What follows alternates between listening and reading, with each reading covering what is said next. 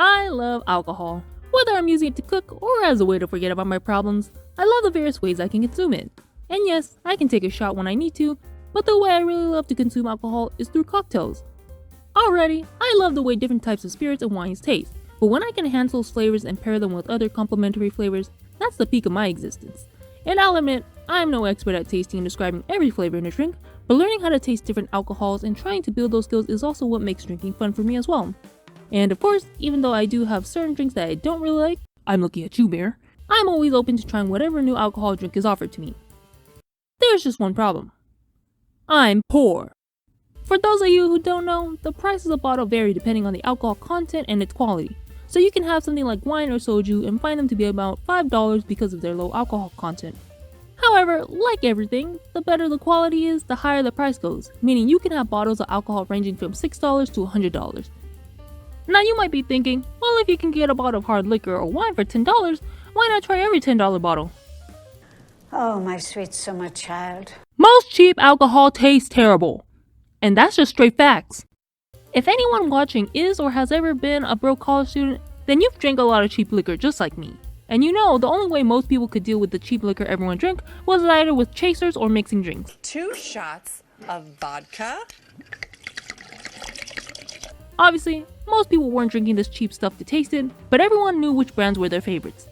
Typically, most people ranked brands based on how smooth the alcohol went down and how long the aftertaste was.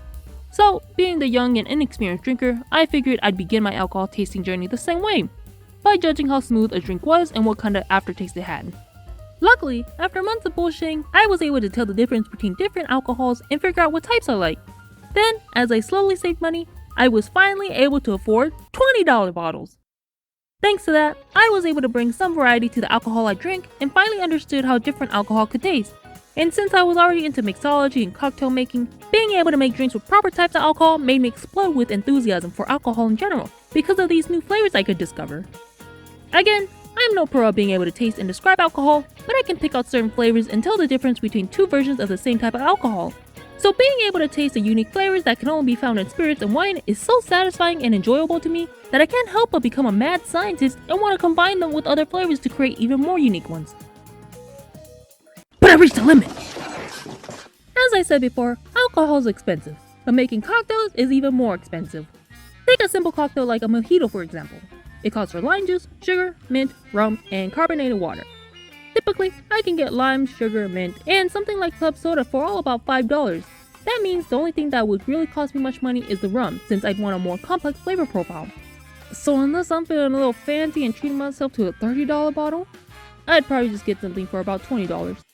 So in total, I've spent about $30 to make 4 to 6 servings of mojitos. Technically, I'm saving money compared to buying a mojito at a bar, but again, I'm poor. Therefore, using $30 on non-essential ingredients is a lot to me.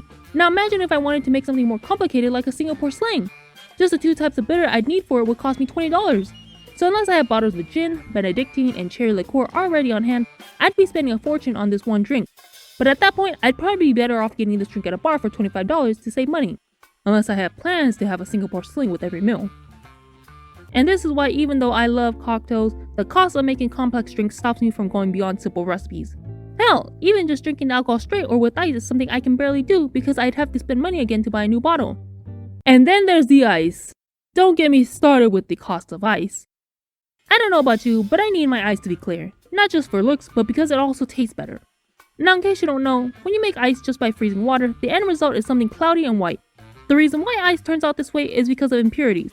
The stuff like minerals and air is trapped in the frozen water, which then affects the taste of the ice and whatever it melts in. So unless I'm in the mood for a little spice in my life, I don't want my ice making my drinks taste like frozen corn. So I buy my ice from the store. Some of you might ask, why don't I just make my own clear ice?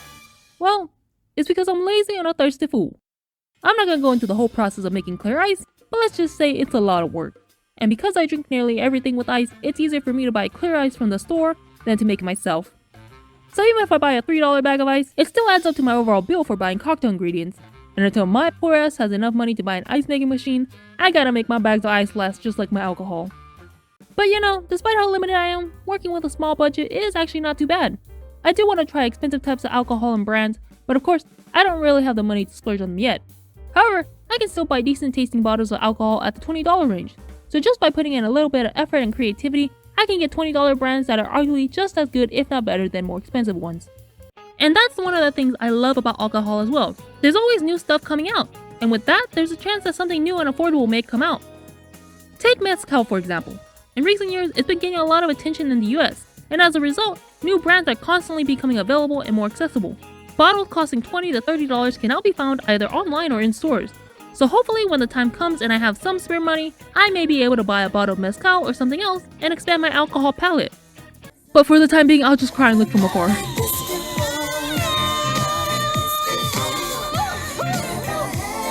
Thank y'all for sticking around to the end. I'm sure this video exposed how bougie my tastes are, but hey, I love cocktails.